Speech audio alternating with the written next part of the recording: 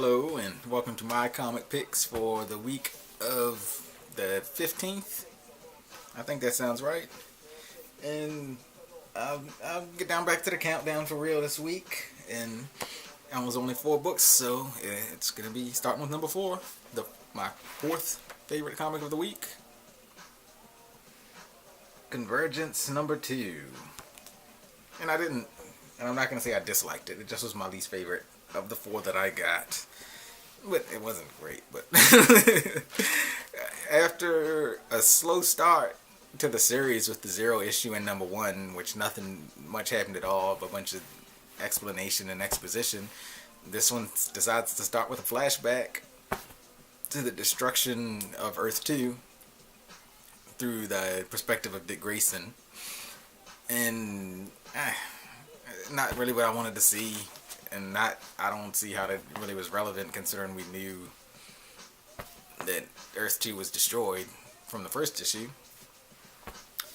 But that's where they started it, and it looks like Dick Grayson's going to be the point of view character throughout the series. Maybe just this issue. Maybe they'll focus on a different character each issue. But Dick Grayson was the point of view character. He's the one we followed through the story. But after the flashback, they cut back to the heroes in Telos' captivity, and and Telos explains that he actually is the planet and is of the planet, and the planet is him.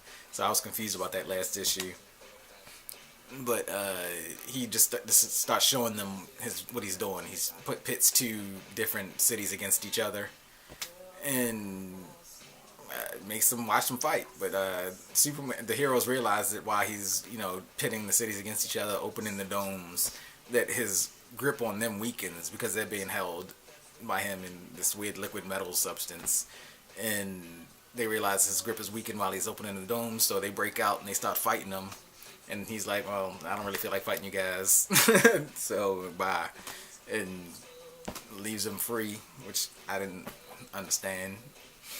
But I guess he's just not concerned about them. There's a cool little bit where Green Lantern uses the... I don't know how Earth 2 Green Lantern's powers work, but he taps into the planet, which is Telos, and somehow gains power from it and uses that to attack Telos, which it sounds weird and was weird to read, but I thought it was kind of a cool thing. But then he also gets some insight into Telos, and they're like, oh, maybe we can formulate a plan around his weaknesses, but then they pretty much drop that for now, and Batman says, you guys go to the destroyed city, I'm gonna go do something else, and then him and Dick Grayson go and they find the Batcave of... Yeah, I don't even... That's confused me. Well, how did they find... I don't know how they found that, but they did, and they tell how... Batman tells how he found the door, because he's like, that's where I would have put the door, but I don't understand how they knew they were in another Gotham, because they were just out in the middle of the desert, and that city didn't come over, but I guess they found another city. Anyway, then... what would have been the coolest moment or the best moment of the comic doesn't even happen, because Earth 2 Batman, which is Thomas Wayne, Bruce Wayne's father, who became Batman after Bruce Wayne was killed in an alley. Or killed somewhere. I don't know if it was an alley. I never read that. But he meets Bruce Wayne Batman, but they don't show that interaction at all. They're like, well, we'll talk about that later or something, or it doesn't matter right now. So I guess we'll see it later in the series. Hopefully not in one of the tie-ins. But I thought that was a wasted opportunity, because that is an interaction. I mean, that would have been a good, character moment. Bruce Wayne meeting his father as if his father had become Batman. That's interesting. But the other heroes, then after that wasted opportunity, the other heroes... finding their way towards the city, they come across dead bodies and little robots, and eventually they find Demos, I think is how you pronounce it, a guy I never heard of, but he looks a lot like Doctor Strange, and And that's how the issue ends. So I mean, I don't know if that's supposed to be like a big reveal for like longtime DC fans or just bigger DC fans than I am, but I had no idea who Demos was and didn't care about that ending. Convergence #2 was definitely better than the Zero issue. Definitely better than #1, but that's not saying a lot. But I'm getting #3. I can't help it. I'm in now. I think I might ride it out unless #3 just like sucks balls. But it's also back down to $3.99, which is good and makes it easy to buy. My #3, Convergence Superboy, which was actually pretty cool. This one just focused on Superboy and the fact that he's lost his powers. Once the dome comes up over one of the cities, all the superheroes in that city lose their power. That's not explained. That hasn't been explained yet and isn't explained here. But they've been under the dome for a year. So Superboy's been without his powers for a year. And the Cadmus Labs, his crew over there, is attempting to give him his powers back by exposing him to some radiation. I forget what it is, but it's basically just sunlight, which gives him his powers. But it's not working, and yeah, I mean, it's basically just showing how Superboy feels without his powers. He's walking around the city and just thinking to himself, blah blah blah blah blah. But it was it was interesting reading it. Even though I wouldn't say it was great, it was just interesting reading. I liked it. As happens in these tie-ins, the dome comes down, and Superboy realizes he gets his powers back, and he's flying through the city, and he's happy, and he's like, "All right, I'm back, baby." But then he sees the Flash, or a version of the Flash, and tracks him down, and he gets taken out for a moment by Dick Grayson, or the Kingdom Come version of Dick Grayson, and he come to find out it was the Kingdom Come version of the Flash. But he, quickly dispatches them, and then Kingdom Come Superman shows up. He's like, "Look, boy, we shouldn't fight each other if we want both of our cities to survive." And he's like, "Now that's a choice I would make easily, because I'm a man." He's like, "Now are you a little boy or are you a man?" And then Superboy's like, "I'll show you." And of course, it ends the issue. And next issue is going to be the big blowout between Kingdom Come Superman and regular Superboy from the 90s. And that's why I bought into this issue, because I kind of wanted to see that. And it had good setup here. I mean, it's just, you get like the punk kid superhero versus the jaded older superhero.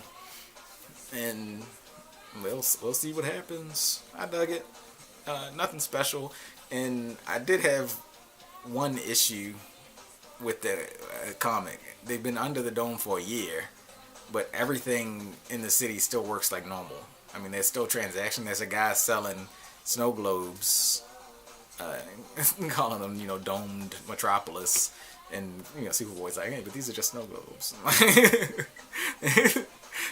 which was funny. But it's like, well, people still have money, and people are still working. There's still power, which needs to be explained, and wasn't. Maybe that'll be explained in the main series, but I don't know. If you don't think about it, this issue was just a good, fun read. And #2. Miss Marvel, number 14, I think. Yep, number 14. And this one starts off right where the last one left off. I think Cameron is how you pronounce it, and Kamala are just out in some alley, and he's showing her that he's an Inhuman, and she's just like impressed, like, "Wow, you're like me, and I can have someone to share this with finally." But her older brother interrupts and calls it into that little rendezvous, and she goes home. But he shows up later that night and is like throwing stones at her window, old school style. And she comes out, and then they go out for a little late night excursion just to talk about themselves. And she's just falling all over this guy, and she's just like, wow, he's Pakistani, he's rich, he's an Inhuman. Oh my God, this is destiny. And right when things start to get hot and heavy, they're interrupted again, and then they go home, and the night's over. Blah blah blah blah. So the next morning, she's standing on the bus stop waiting to go to school, and the Cameron pulls up, and he drives. Oh my goodness, he has his own car. But he has to give her a ride to school, and she accepts. But Bruno is on the bus stop with her, and he's like, "Well, who's that guy? What's going on?" And she drives off, and Bruno confesses his love to her brother, and the brother's like, "Y'all can't be together. My parents wouldn't allow it. You're a white boy." And he's upset. Blah blah blah. Moving on. Cameron doesn't take her to school. He goes down. I think in the comic she says to the docks, and he's like, "Look, we're Inhumans. We're better than regular people. We shouldn't have to live by their rules." He's like, you should, come with me, and we should be better than humans. We should live how we want to live. And she's like, "What are you talking about? I was supposed to be going to school. Take me to school now." And he's like, "No." And she's like, "Well, I'm leaving." And he uses powers on her and knocks her out. She wakes up held captive in a cell, and Cameron's not the dream boy she thought he was, which of course it was too good to be true, so it had to be this way. And she busts out of her cell, beats up the two guards that are watching her, and makes her way back to where Cameron is. And then the leader of this little gang, or whatever you want to call it, is Legion. He's revealed. Lineage, I think. And I've never heard of him before. I don't know if he's like a regular Inhuman running around Marvel, or he's a new character. But that ending was like, whatever. But the rest of the issue, this was just a good fun issue. I'm really digging Miss Marvel. I'm glad I picked it up, and I'm glad I stuck with it past the first couple of issues, which kind of I wasn't sure about. But at number 14, it's going strong, and it's just a good fun read every week. I come to number 1. That's X-Files season 10, number 23. And this series is just awesome. I was an X-Files fan. I didn't watch it hardcore, but I watched it off and on throughout the entire run. And this one, Mulder has been kidnapped by Gibson Praise. He was a character on the show, and that's the image they're showing on the cover. And I'm slowly working my way through X-Files on Netflix. I don't think I come across this episode yet. I'm in season 4. So I'm not. I don't remember that episode offhand. So the character's not familiar to me. But he apparently was some genius kid, and Mulder helped him out. And he's trying to get Mulder to see his ways, and he's like, "We can fight. The futures are going to be ugly and horrible." And he's like, "We can stop it. I have a plan. I can see what we need to do, and I would like for you to be on my side." And Mulder just doesn't like his methods at all. They're making human-alien hybrid clones, which is it's pretty X-Files standard stuff. But to say it sounds weird. And yeah, but Mulder doesn't agree to join his way, and he just leaves him locked up. And he's like, I hoped we could have been together, and I always thought we were friends, and all this. Meanwhile, Scully is trying to track down Mulder because he's vanished. He's been kidnapped. So she's trying to track him down, which leads her to one of the hybrid alien human clones of the Smoking Man. And they just have a pretty cool conversation where the Smoking Man does what he does, because he still has, 93% of the Smoking Man's memories. So, he can interact with her pretty normally like the Smoking Man would have. And that was always cool to see him interacting with, Mulder or whatever. And you get it here with Scully.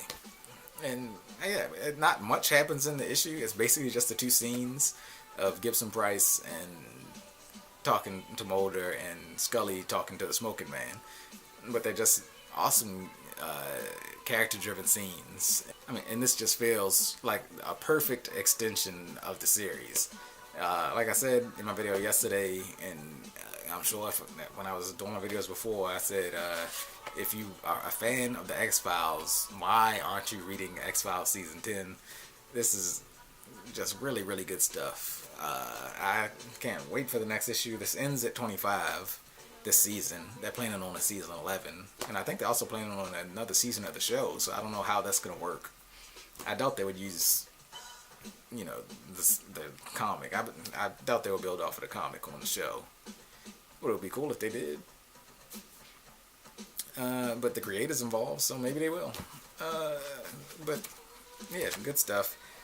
X-Files. You should be reading it if you're not. And that's it for this week. I have a couple books coming out next week I'll talk about. But like this video if you liked it. Subscribe if you liked it. Comment down below. Tell me what you read. Tell me what you thought about what I read. And do that.